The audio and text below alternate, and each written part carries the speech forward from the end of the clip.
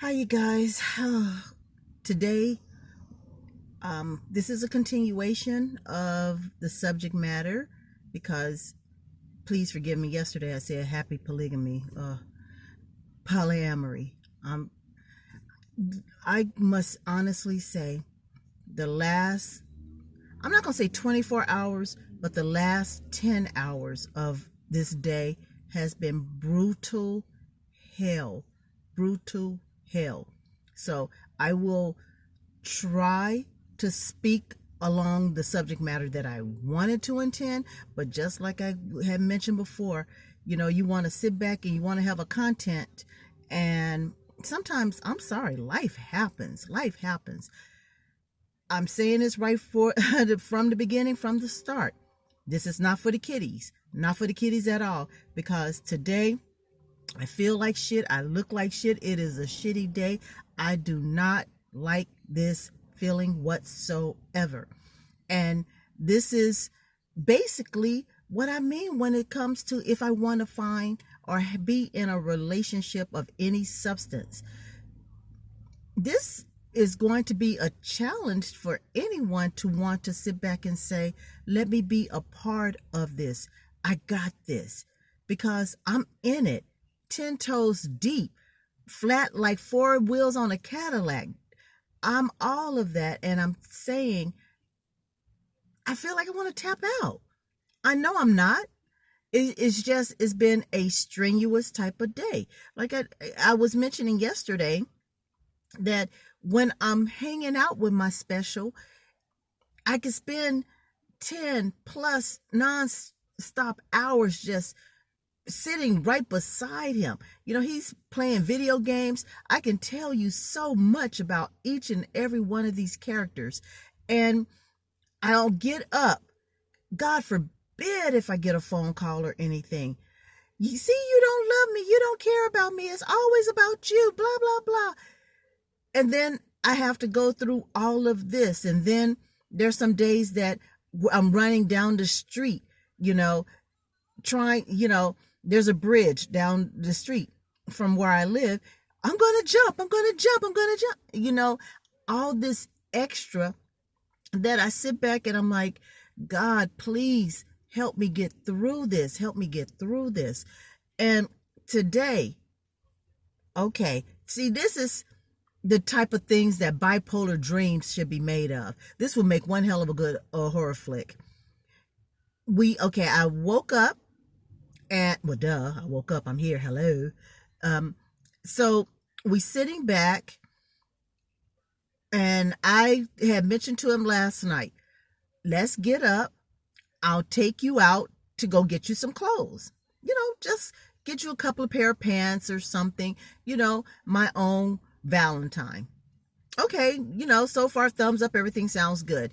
And I'd ask him, what is a good time for you? Because I don't want him to feel pressured. In other words, I don't want to start an argument that doesn't necessarily need to be had. What time would you like to get started? He said noon. I said, well, traffic started getting heavy around noon. I'm an early bird. I like to get up at the crack of ass and keep it moving. And he said, well, he then at this point, we playing Price is Right. How about 11? I'm like, okay, that's a little, I'm like, whatever you tell me is good. He said 10. Okay, 10, whatever is good. I'm playing along either way it goes.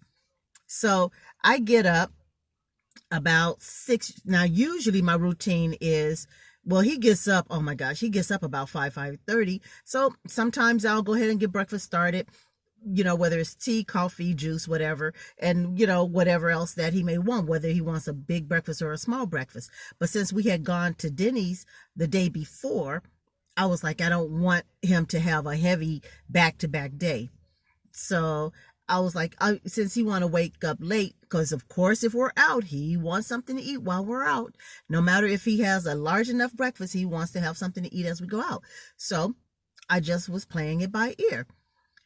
9 o'clock come by, he's in his room doing art. I'm not hearing any scuffling around. So I'm like, okay, he's not ready. He's not ready.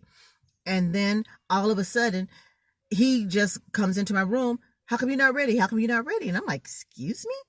Then he was like, oh, well, I'm ready to go now. So I'm scrambling around. I can get, I would make one hell of a firefighter because got dressed real quick, fast. He's still in good spirits. All right, all right, all right. We're good.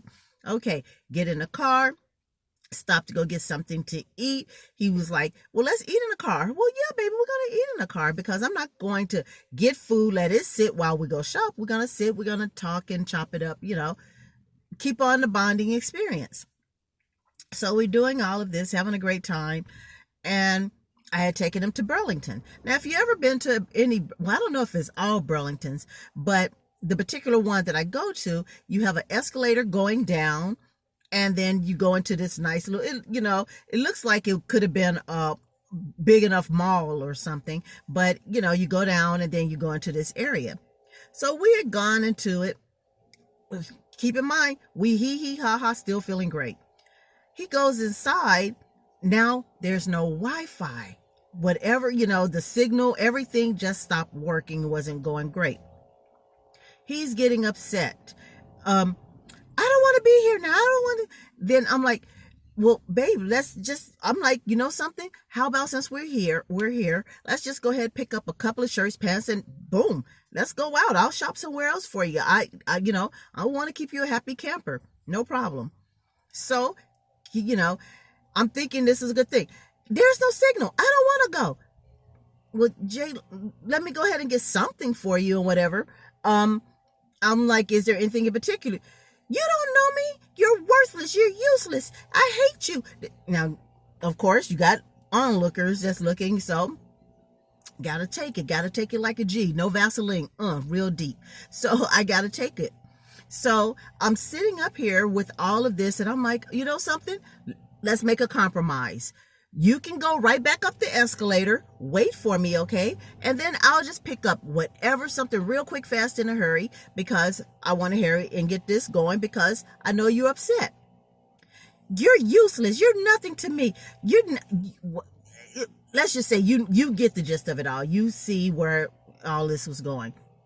So here I am. I'm looking at a few clothing items and so on, and I see a few things. So I go ahead, put it in a basket. Okay, so here I go. Zoom, zoom, zoom. You've never seen anyone shop as quickly, but the man's 21. So I have this down to a science of how to hurry and get in and out. The sad thing about it, and leave this in comments, has Burlington gotten a little cheaper on their things? Because I remember back in the day, their clothing used to be a little higher end. And now it was like I went in there because I've mentioned before, he likes a lot of the Japanese art and so on. And a lot of the video games, they have the guys, Yakuzas that have, a mafia type of look. So, or you have the JoJo's where they have more form fitting. It's all over the place. So, but I have to try to figure out where his mind is. So I picked up a few little things that they had, and, I'm just have to pick a bit different place. I really thought that would have been my one-stop shop. I go through shopping, go up, finish shopping, paying for everything, going back up the escalator. He's nowhere to be found. Okay, what the fuck? Okay, so I'm sitting back and I'm looking, trying to go, what am I going to do now? So I text him, you gotta be careful how you're gonna word things, because if you say it in a spirit that he may not want to hear it, it's going to become a problem. So I forgot what I said. Something along the line of, are you ready?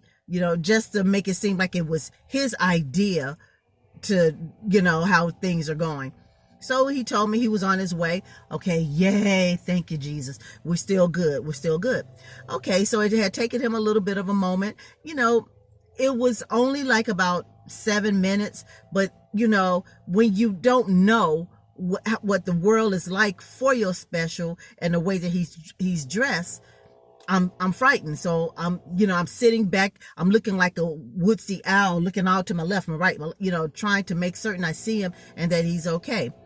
And pardon. So then after all of that, he gets in the car.